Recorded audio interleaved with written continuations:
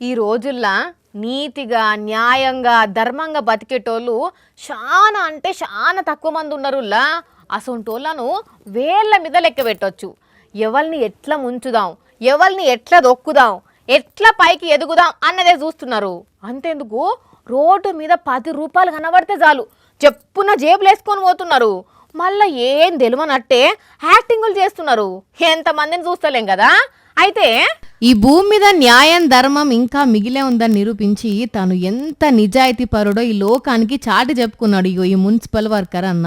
తమిళనాడు రాష్ట్రంలో ఉంటాడు. పేరు దురై. అయితే పొద్దుగల డ్యూటీకి పోయి సఫాయి పనిచేస్తున్న అన్నకు ఈ బంగారం వెండి సంచి మూట గట్టి చెత్తల వాడేసి కనబడ్డదట. అయితే ఏదో అనుమానంగా ఉన్నది, ఇంత కొత్తగా ఉన్నది, ఎందుకు చెత్తల వాడేసిరని తీసి చూస్తే ఏమున్నది, ఇగో ఈ బంగారం అంతా కనబడ్డదట.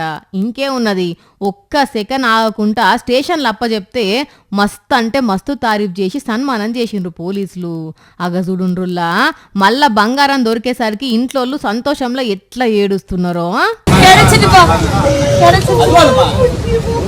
ఊకో అక్క ఊకో, నీ బంగారం నీకు దొరికింది కదా, ఏడవకు. బిడ్డ పెండ్లికని సంచిల దాచిపెట్టిందట ఈ అక్క.